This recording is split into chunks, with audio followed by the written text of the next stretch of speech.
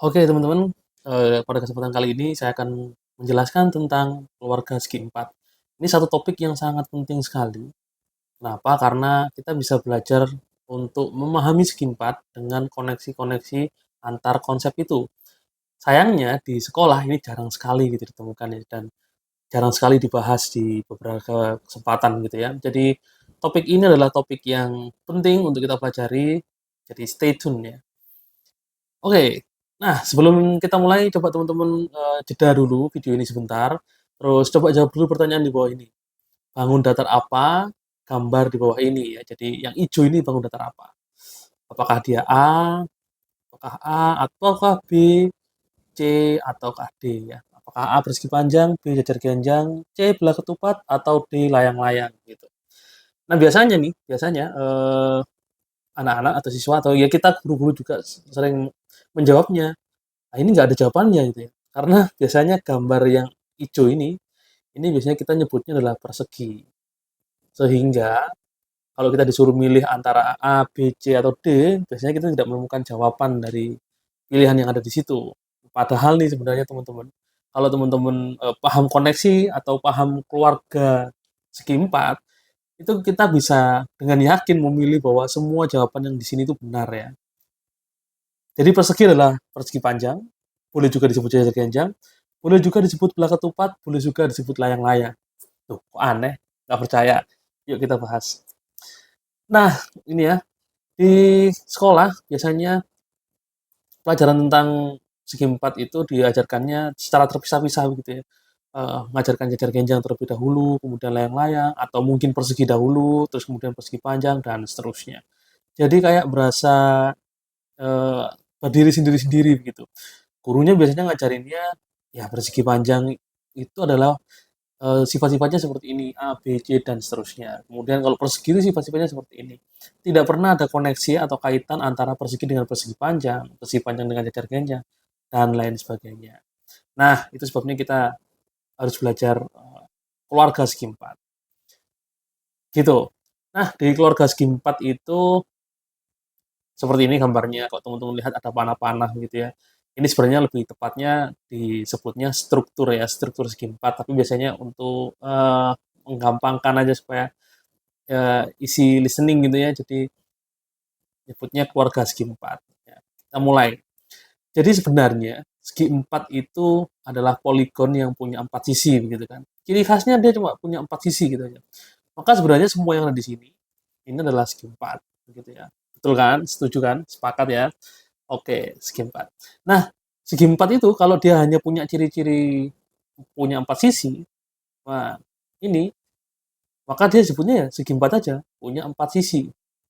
Si cirinya cuma satu ini, dia punya empat sisi udah nggak ada ciri-ciri yang lain. Berarti disebutnya segi empat. Maka trapesium itu juga segi empat, jajar itu juga segi empat, persegi panjang juga segi empat, dan seterusnya. Gitu. Nah, untuk mengajarkannya ke anak-anak kita bisa mulai dari segi empat ini ya. Kemudian kita akan bawa dia ke arah kiri dulu. Tapi boleh juga di kanan dulu ya ke layang-layang. Tapi dalam video ini saya akan mencoba menjelaskan dari sebelah kiri dulu ya, yaitu hubungannya antara segi empat dan trapesium. Jadi trapesium adalah segi empat yang dia punya satu tambahan ciri selain punya empat sisi, yaitu dia punya sepasang sisi sejajar. Nah, begitu. Sepasang sisi sejajar, teman-teman. Jadi ini. Nah, sepasang sisi sejajar ini yang membuat segi empat itu kita beri nama khusus yaitu trapesium. Jadi trapesium adalah segi empat yang punya sepasang sisi sejajar. Sisi sejajar. Nah, seperti itu ya. Jadi sudah jelaskan di sini ya. Trapesium itu adalah segi empat yang punya sepasang sisi sejajar. Nah, kemudian kalau trapesium itu punya sepasang lagi sisi sejajar, berarti dia punya dua, maka dia disebutnya adalah jajar genjang. Jadi ciri khas jajar genjang adalah dia punya dua pasang sisi yang sejajar. Nah, seperti ini. Jadi apakah pertanyaannya sekarang, apakah jajar genjang adalah trapesium? Jawabannya iya, pasti itu ya. Apakah trapesium segi empat? Iya. Jadi segi empat yang punya sepasang sisi sejajar adalah trapesium. Kalau dia punya sepasang lagi, berarti kita nyebutnya adalah jajar genjang. Nah, kemudian teman-teman dari jajar genjang ke persegi panjang itu dia punya ciri khusus lagi. Apa itu ciri khususnya? Jadi untuk persegi panjang, selain dia mewarisi sifat dari jajar genjang, dia punya tambahan satu sifat lagi, satu ciri khusus lagi, yaitu semua sudutnya siku-siku. Ya, jadi semua sudutnya siku-siku atau 90 derajat gitu ya. Jadi, apakah persegi panjang adalah jajar genjang? Jawabannya iya. Apakah persegi panjang adalah trapesium? Jawabannya iya. Dan segi persegi panjang pasti merupakan segi empat. Gitu. Jadi dari sini kita paham koneksinya ya bahwa ternyata jajar genjang itu boleh kita sebut dengan jajar trapesium, boleh kita sebut dengan segi empat. Sedangkan persegi panjang atau rectangle kita bisa nyebutnya paralelogram atau jajar genjang, kita boleh menyebutnya trapesium dan seterusnya. Nah, kemudian dari persegi panjang sampai ke persegi itu ada satu ciri khas lagi. Jadi dia dapat tambahan satu ciri khas lagi nih.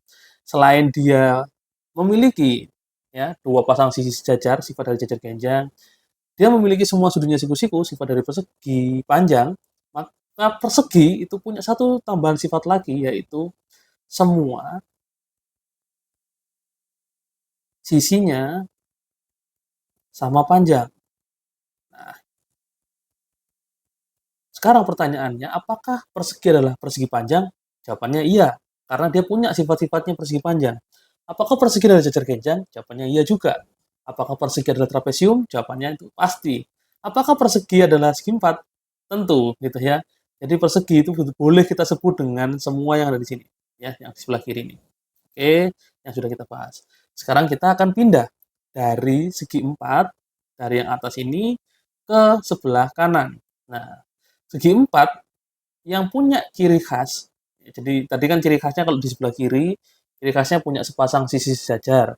Nah, kalau di sebelah kanan, itu ciri khasnya, satu, diagonalnya berpotongan tegak lurus.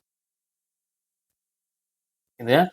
Kedua, yaitu salah satu diagonalnya, diagonalnya, satu diagonalnya terbagi dua sama panjang.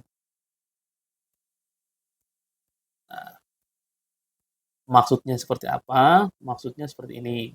Jadi layang-layang itu sama kalau kita mau bikin layang-layang itu ya. Jadi diagonalnya kan pasti harus berpotongan tegak lurus. Nah, ini tegak lurus. Kemudian salah satu diagonalnya terbagi dua sama panjang. Ini maksudnya. Nah, kalau seperti ini baru kita bisa bikin layang-layangnya kan. Nah, seperti itu. Itu adalah layang-layang. Jadi layang-layang punya dua ciri khas itu. Segi empat yang punya dua ciri khas itu kita nyebutnya layang-layang. Oke, berarti layang-layang adalah segi empat, gitu ya. Sedangkan kalau misalkan layang-layang itu punya satu tambahan ciri khas lagi, dia akan menjadi belah ketupat. Nah, belah ketupat itu punya satu ciri khas lagi. Apa itu? Jadi dia dapat satu ciri khas lagi, yaitu semua sisinya sama. Nah, kalau layang-layang yang semua sisinya sama adalah belah ketupat. Jadi kita boleh menyebut belah ketupat itu adalah layang-layang, gitu ya. Nah, kemudian belah ketupat yang dia punya satu sifat lagi, satu sifat khusus lagi, yaitu nanti dia akan menjadi persegi ya. Sifat khusus apa itu? Itu semua sudutnya siku-siku. Nah, di sini itu dia punya satu sifat lagi yaitu semua sudutnya siku-siku ya. Artinya apa? Artinya bahwa sebenarnya belah ketupat yang semua sudutnya siku-siku itu akan menjadi persegi. Jadi, persegi itu merupakan belah ketupat. Benar. Persegi merupakan layang-layang juga. Benar juga. Toh kita juga pernah ya melihat layang-layang yang bentuknya persegi seperti ini ya. Nah, gitu. Dan itu bisa terbang juga kan. Ya, bukan bukan sesuatu yang mustahil juga. Oleh sebab itu nih teman-teman, jadi persegi itu bisa kita sebut dengan segala macam eh, bangun-bangun datar yang segi empat yang ada di atas ini ya. Jadi dia boleh disebut segi empat, dia boleh disebut trapesium, layang-layang dan seterusnya. Kemudian ada satu lagi nih anak panah yang belum kita bahas, yaitu dari jajar genjang menuju ke belah ketupat. Jajar genjang khusus yang semua sisinya sama itu akan menjadi belah ketupat. Nah, gitu ya. Jajar genjang yang semua sisinya sama dia akan menjadi belah ketupat. Nah, itu adalah hubungan dari keluarga segi empat gitu ya, sehingga kita bisa menamai belah ketupat bisa kita namai apa aja sih? Oh, kita tinggal lihat aja dia berasal dari mana. Karena dia bisa berasal dari layang-layang, belah ketupat boleh disebut layang-layang.